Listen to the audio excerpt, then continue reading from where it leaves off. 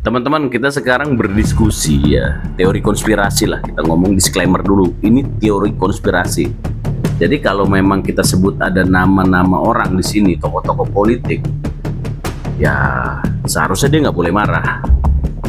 Karena setiap orang punya hak untuk melakukan ya analisis, hitung-hitungan, ya asumsi-asumsi terhadap ya, politik, terhadap situasi politik.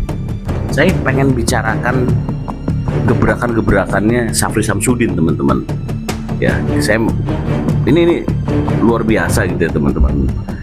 Ya, saya pasang badan lah kalau memang dia tidak suka sehingga saya diincar oleh dia, itu nggak ada masalah, teman-teman. Tapi ini perlu saya bahas. Ikutin ya.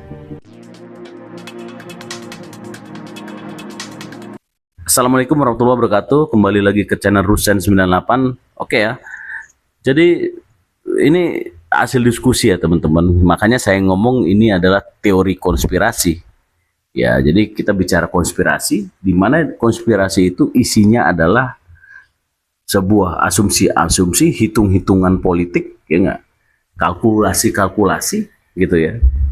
Analisis-analisis yang memang didiskusikan dengan orang-orang yang ya belajar tentang ilmu politik tentunya, ya ilmu sosial dan politik.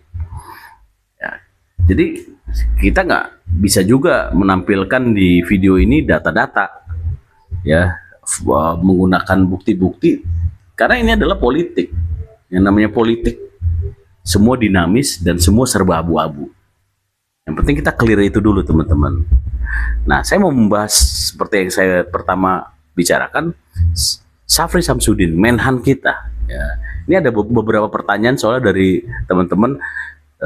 Bang Rusen, ini kenapa ya kayak Sunarko, kayak kelompok-kelompok itulah ya kemarin halal bihalal dan lain-lain, jangan sebut namanya, nanti terlalu tenar mereka melakukan aksi-aksi itu. Kenapa kok seakan-akan ada pembiaran, didiamkan?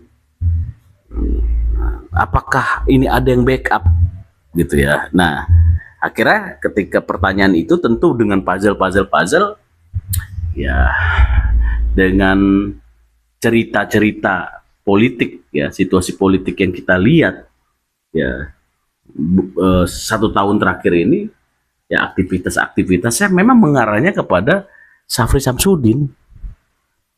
Mereka berani teriak-teriak itu, mereka berani sekarang melawan Pak Jokowi, melawan Pak Prabowo, teriak-teriak mengajak kebencian, itu karena mereka sudah ada yang menjamin, infonya gitu, membackup.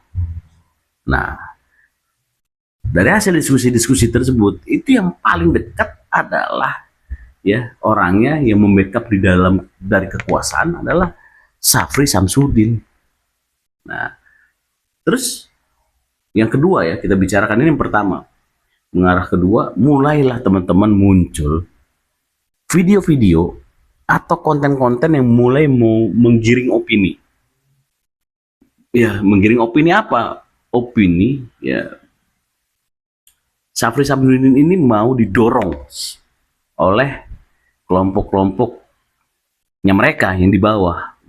Ya, jadi mereka punya agenda untuk mendorong Syafri Samsudin untuk minimal menjadi wapres. Ya, emang sepak terjangnya di Satgas PKH memang itu luar biasa, Pak Syafri Samsudin, dan membuktikan ya, ini kan ada juga dengan Kejaksaan Agung dan lain-lain ya, berkolaborasi menghajar itu ya pengelolaan hutan ya kan. Nah, ini cukup, dan tambang-tambang ya, itu cukup bagus ya teman-teman. Kita akui juga yang positif, tetap kita akui. Tetapi si Syafri Samsudin ini juga kita lihat orang yang punya pengalaman yang tinggi, yang permainannya juga cantik ya teman-teman ya. Jadi memang ada ya teman-teman informasi-informasi yang kita dapatkan, termasuk di video ini ya. Ini ya, kalau teman-teman tonton, mulai diadu-adu nih teman-teman, Syafri Samsudin ini dengan siapa? Ya, dengan Mas Gibran. Ya, diharapkan dia yang akan menggantikan Mas Gibran pada tahun 2029 nanti, konsultasi nanti. Nah, mulai udah mendorong. Ini akan terus teman-teman. Kayak bola salju terus gitu ya. Nanti akan dorong terus. Bahkan ada yang mendorong Syafri Samsudin maju loh jadi RI 1. Wah, tapi targetannya kalau itu saya menurut pribadi saya disclaimer ya tidak mudah. Oke dia pasang target ke sana tetapi sebenarnya yang ditargetkan yang masuk akal adalah posisi nomor 2. Ya. Jadi ini nomor 2 ini disandingkan lah dia untuk menggantikan Mas Gibran itu ada dia, kemudian ada Dasko ya. Bahkan Teddy dikait-kaitkan itu yang akan menepak Mas Gibran dan orang bertiga inilah yang akan dipilih oleh Pak Prabowo. Jadi teman-teman ngerti ya arahnya di situ ya. Ini memang penggiringan namanya teman-teman, penggiringan. Nah, kemudian ini juga yang tadi ya di awal teriakan-teriakan dari teman-teman itu bahwa Syafri Samsudin ini bermain dan membackup kelompok-kelompok itu kan memang namanya teori konspirasi ya karena aktivitas Syafri Samsudin sendiri yang memang yang terlihat jelas gitu ya terhadap geng Makassar ya dia kan orang Makassar juga gitu.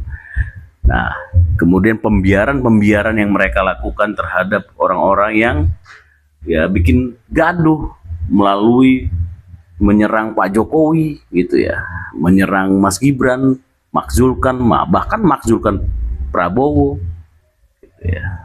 Nah, tetapi ada yang konspirasi yang lain teman-teman yang mengatakan bahwa di teori konspirasi yang lain mengatakan bahwa ini namanya manajemen konflik yang dilakukan oleh justru Pak Prabowo dengan Pak Jokowi. Ada yang bilang seperti itu. Ya, ini memang dipelihara.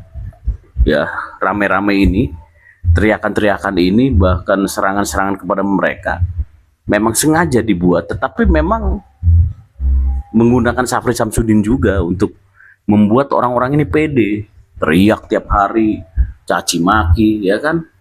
Ya seakan-akan di backup. Tetapi memang ya namanya manajemen konflik ya orang-orang ini dipakai untuk apa? Untuk menutupi isu-isu nasional ya yang memang ketika dibutuhkan dibikin rame gitu sehingga membelokkan isu-isu nasional.